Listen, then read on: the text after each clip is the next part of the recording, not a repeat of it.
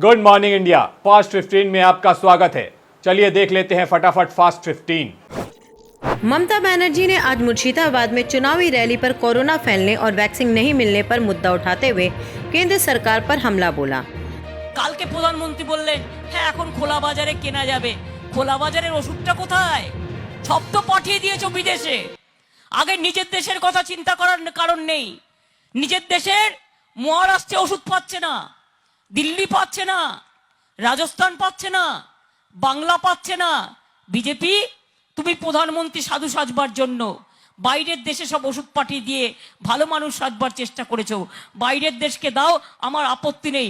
ঘর ভোলানো, পর ভোলানো, ঘর জ্বালানো। তুমি নিজের দেশকে তো আগে দাও। আজকে একটা ওষুধ পর্যন্ত পাওয়া যাচ্ছে না।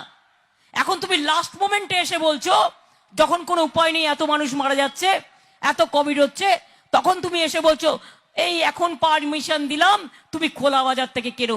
খোলা বাজার হলে হবে না, খোলা বাজারে ওষুধ অ্যাভেলেবেল হতে হবে। আমাদের কাছে যা ছিল, আমরা গতকালও 40,000 ভ্যাকসিন দিয়েছি কলকাতায়।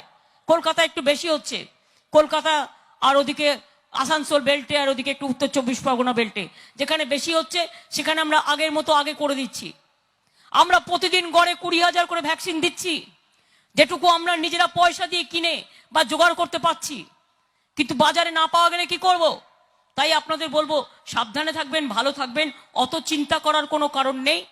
তাই বলি আমরা সামলে নেব, কিন্তু ওষুধটা মিলতে হবে, ওষুধটা দিতে হবে।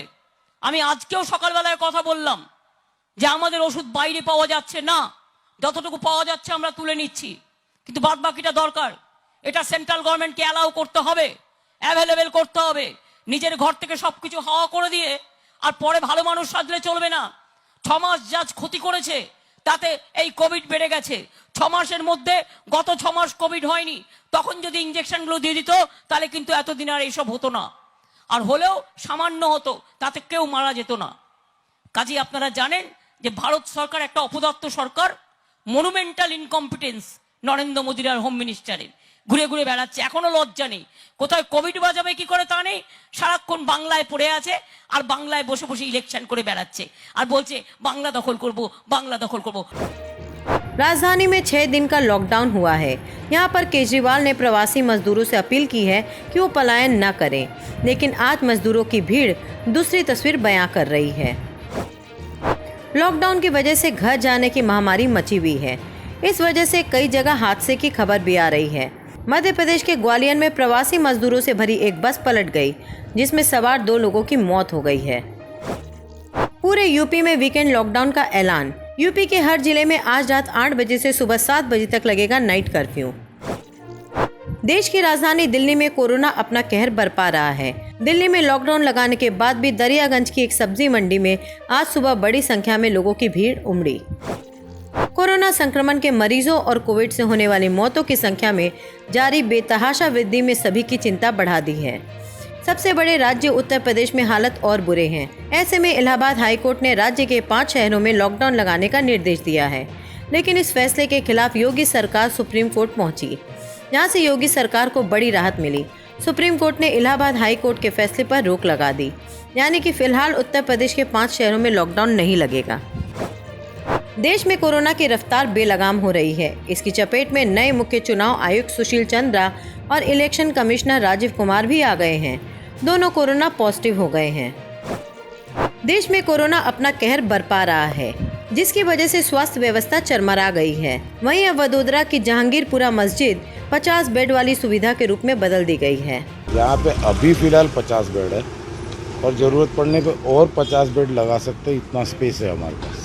अच्छा, तो यहाँ पे ऑक्सीजन वगैरह की सुविधा है? ऑक्सीजन है और बाईपैक है हमारे पास। अभी ये 2 चीज़ें हमारे पास है, और अगर कुछ सेट हुआ, कुछ एडजस्टमेंट हुआ तो हम ट्राई कर रहे हैं कि यहाँ वेंटिलेटर भी आ जाए। और वैसे देखो ये मस्जिद तो अल्लाह का घर होता है, और हम सब जो भी है, चाहे वो कोई हिंदू हो, मुसलमान हो, हर कोई अल्लाह का बंदा है। और ये भी एक मस्जिद में इबादत होती है, और लोगों की सेवा करना भी एक इबादत है। ये हमारा मज़हब भी यही सिखाता है। देश में कोरोना वायरस के खिलाफ कोविशील्ड वैक्सीन बनाने वाले सीरम इंस्टीट्यूट और कोवैक्सीन बनाने वाले भारत बायोटेक का केंद्र ने जुलाई तक के लिए एडवांस पेमेंट किया है। उत्तर प्रदेश के मुख्यमंत्री योगी आदित्यनाथ ने कोविड-19 के इलाज में इस्तेमाल होने वाली दवाओं और ऑक्सीजन की कालाबाजारी की खबरों पर कड़ा रुख अपनाते हुए ऐसा करने वाले अपराधियों के खिलाफ गैंगस्टर और राष्ट्रीय सुरक्षा कानूनों के तहत कार्रवाई करनी और उनकी संपत्ति जब्त करने का आदेश दिया है। देश में कोरोना का कहर लगातार जारी है। स्वास्थ्य मंत्रालय की ओर से जारी आंकड़ों के मुताबिक मंगलवार को एक बार फिर देश में 2.5 लाख से ज्यादा नए मामले सामने आए हैं। कोरोना के प्रकोप के कारण अब CISCE बोर्ड ने परीक्षाओं को लेकर अहम घोषणा की है। CISCE बोर्ड ने 10वीं की परीक्षाएं कैंसिल कर दी है।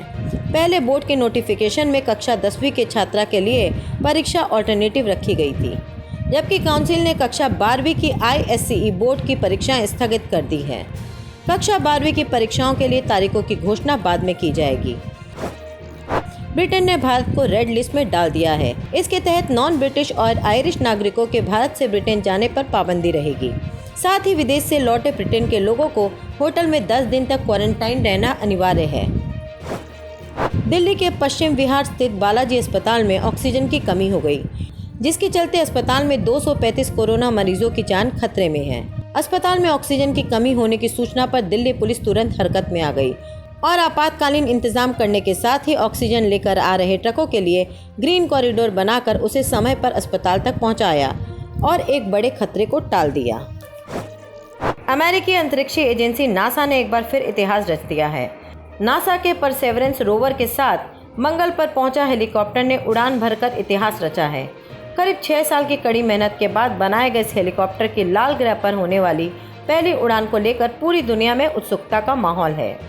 नासा के कई चैनलों के जरिए इस ऐतिहासिक घटना का लाइव प्रसारण किया गया। इनजेनिटी हेलीकॉप्टर ने मंगल ग्रह के जेजरो क्रेटर से बनी एक अस्थायी हेलीपैड से उड़ान भरी। आज के लिए बस इतना ही। कल फिर आएगा आपके सामने फास्ट 15।